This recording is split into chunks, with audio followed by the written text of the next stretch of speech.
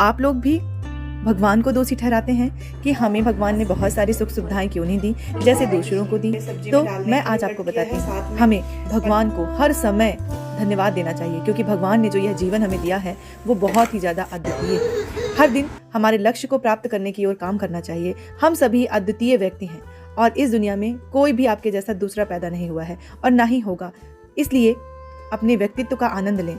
कई बार मैं उन लोगों को भगवान को दोषी ठहराते हुए देखती हूँ जिनके पास वे सुविधाएं नहीं होती जो दूसरों के पास होती हैं, लेकिन अगर वे थोड़ा सा यह एहसास करें कि अगर हम इस जीवन को जीने लायक बनाते हैं और कड़ी मेहनत करते हैं तो यह जीवन अपने आप में ही अनमोल है। जीवन अपने आप में ही एक सार्थक जीवन जीने का अवसर है और दूसरों को भी ऐसा करने में सक्षम बनाता है। इसलिए इससे कोई फर्क नहीं पड़ता कि आप कितने वर्ष जीते हैं, बल्कि इससे कोई फर्क नहीं पड़ता कि आप किस तरह के जीवन की गुणवत्ता को जीते हैं और आप कितनी अच्छी तरह से अपना जीवन जीते हैं। इसके अलावा कितना आपने दूसरों को प्रोत्साहन और प्यार दिया है जिससे लोगों का जीवन सफल हो सका है।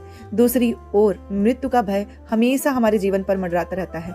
आज नहीं तो कल हर किसी को मौत का सामना करना है, लेकिन इसका मतलब यह नहीं कि हम अपने जीवन से कोई आशा ही नहीं रखें, अपने लक्ष्य को प्राप्त करने में खुद को प्रोत्साहित ही ना करें। एक व्यक्ति केवल तभी बुद्धिमान साबित होता है जब वह अपनी मुसीबतों का सामना करने के लिए तैयार रहता है, लेकिन उस समय के आने तक बिल्कुल फिक्स था फेविकोल। बस का फेविकोल पिंक कलर की शीट, बस बाबू एक शीट यहाँ पे होती तो थोड़ा सा अच्छा लगता है। हर पल वह अपने इस जीवन का आनंद लेता है। यह तैयारी की भावना है। यह हर किसी के जीवन की यात्रा है जिसमें हमें अंतकाल तक जीवित रहने में सक्षम होने के लिए मृत्यु रूपी पुल को पार ही करना पड़ता है। तो जब आप इस दुनिया से जाएंगे तभी तो आपका पुनर्जन्म होगा। तो इस तरीके से ये जीवन की कुछ परिभाषाएं हैं जिन्हें हमें समझना चाहिए। जीवन बहुत अनमोल है। कभी भी ये नहीं सोचें कि ये इस जीवन में हमें बहुत सारी चीज़ें नहीं मिली हैं, हमें उसे पाना होगा। तो उसके लिए आपको खुद ही प्रयास करना पड़ेगा। प्रयास ऐसा नहीं होना चाहिए कि वह दूसरों को तकलीफ दे। प्रयास ऐसा होना चाहिए कि दूसरों को भी उससे आनंद मिले। हम कभी दूसरों का दिल दुखाकर सुखी नहीं रह सकते हैं। दूसरों को भी आप उतना ही आनंद दीजिए जितना आप आनंद की अनुभूति करना चाहते हैं।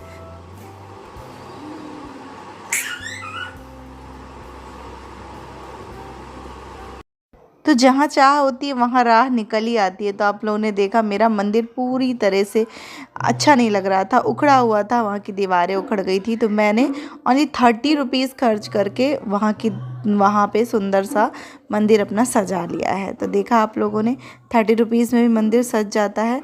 और यहाँ पे फिर मैं नहा धो के आ गई हूँ खाना बनाने। तो खाने में क्या बन रहा है आज मैं आपको बताती हूँ। आज मैं बना रही हूँ बिल्कुल अच्छा हाई प्रोटीन, रिच प्रोटीन कहते हैं ना, जो चने होते हैं देसी चने वो रिच प्रोटीन होते हैं। तो उसकी सब्ज़ी लोग नहीं खा के काबुली चने खरीद के लाते हैं, लेकिन आज मैं आपको दिखाती हूँ उसकी भी सब्ज़ी बहुत टेस्टी, बहुत यम्मी बनती है और बहुत ही अच्छी होती है। तो चलिए देख लीजिए आप लोग भी। Hello everyone, welcome back to our channel Pooja's corner और मैं हूँ पूजा। तो अभी आपने देखा मैं सब्जियाँ काट रही हूँ। सब्जियाँ कैसे काटी मैंने, किस लिए काटी ये बता दूँ। तो आज मैंने पकाए हैं काले चने। तो ये है, देखिए ये काले चने हैं, भिगो दिया था और अभी सुबह बॉईल कर लिया है। तो ये काले चने हो गए। यहाँ पे मैंने सारा ये सब्जी में डालने के लिए कट किया है। साथ में बनाऊंगी राइस पुलाव, तो उसके लिए भी कुछ इकट्ठा कर लिया है। तो ये वाली प्लेट है मेरी सब्जी के लिए, जो मैं सब्जी में ऐड करूँगी, और ये वाली प्लेट है मेरी पुलाव के लिए। ठीक है, तो इसको मैं कर देती हूँ अलग क्योंकि दोनों मिक्स हो जाएंगे। अभी मैं सबसे पहले कर रही हूँ सब्जी की तैयारी। तो देखिए मैं क्या क्या इसमें ऐड करती हूँ। तो ये ले ली है मैंने कुटनी, इसमें ले लिया है मैंने लहसुन जो मैंने कूट लिया है। थोड़ी सी मैं हरा वाला मिर्ची डाल दूँगी और थोड़ी सी लाल मिर्ची मैंने रखी है। और ये जो ये है ना डोड़ा, इसको डालूँगी।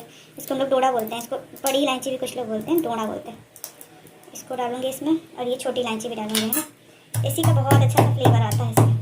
और इसको कूट लूँगी मैं एक साथ, है ना। इसी के साथ मैं थोड़ा सा काली मिर्च भी इसी में कूट लेती हूँ।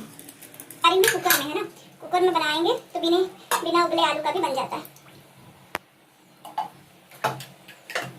और ये देखिए आप लोग, मैंने यहाँ पे जो आलू लिए हैं ना उनको उबाला नहीं, ऐसे कच्चे आलूओं को मैंने छील के कट कर लिया है।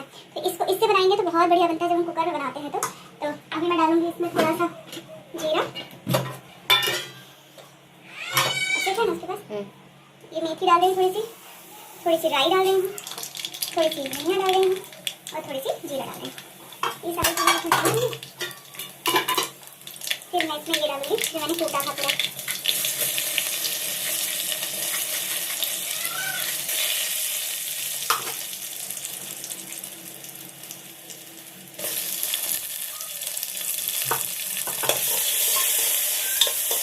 जब प्याज अच्छे से भुज जाए तो उसमें आलू डालना है और आलू को भी अच्छे से भूनना है।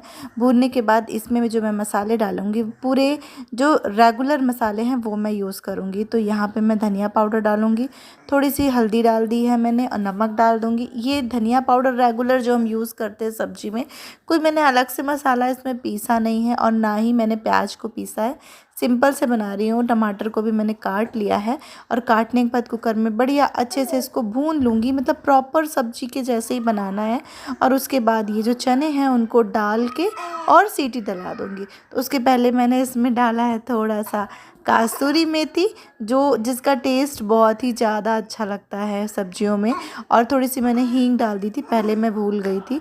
और उसके साथ साथ मैं बना लूँगी फ्राइड राइस, क्योंकि अभी हस्बैंड को भी जाना है ऑफिस, तो उनके हिसाब से मुझे खाना तैयार करना है। तो आज बहुत दिनों से मन कर रहा था कि सब्जी और फ्राइड राइस और रोटी बनाऊं, क्योंकि चावल और दाल सब्जी रोटी खा खा के थोड़ा सा बोर हो गए थे। और ये देखिए टमाटर जब घुल जाएंगे तो सब्जी का कलर बहुत ही प्यारा हो जाता है। और मैंने यहाँ पे चना डाल दिया है। इसके बाद एक छोटी सी ट्रिक है जिसका आप यूज़ करेंगे ना तो चने बहुत अच्छे लगते हैं, क्योंकि अभी आप देखिए ग्रेवी को गाढ़ा करने के लिए मैंने कुछ भी नहीं किया है। यदि आलू हम उबाल के डालते हैं तो ग्रेवी ऑलरेडी गाढ़ी हो जाती है, लेकिन यदि आपकी ग्रेवी गाढ़ी नहीं हो रही तो आप चने थोड़े से निकाल लीजिए और उसको या तो मैसर में या तो मिक्सर में आप इसको अच्छे से ग्राइंड कर लीजिए। तो अब मैंने मिक्सर नहीं निकाला था तो मैं नहीं निकालूंगी।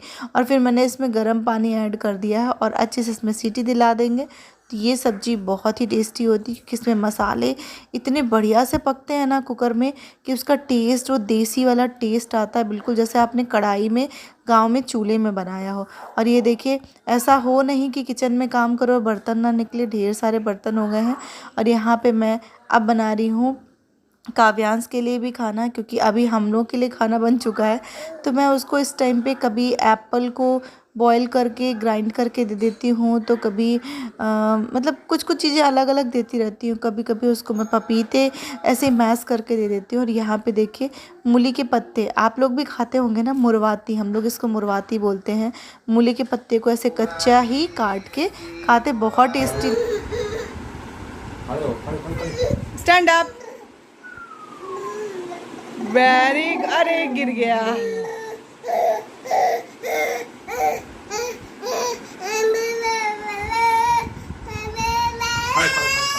अब मैंने लगा ली अपनी थाली, तो सारा मेरी आदत है सारी थाली बढ़िया से सजा के खाने की। तो यहाँ पे मैंने मुरवाती, रोटी और राइस और क्या सब्जी सब कुछ निकाल लिया है। और चलिए लगाए हैं,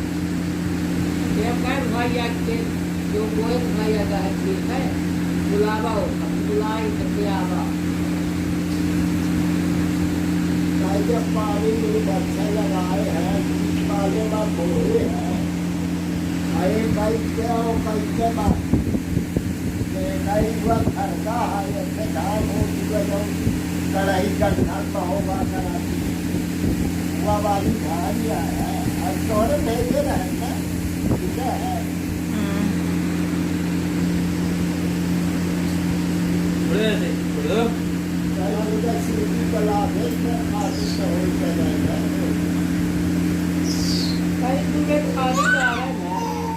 तो चलिए बातों बातों में अब समय आ गया है विदा लेने का।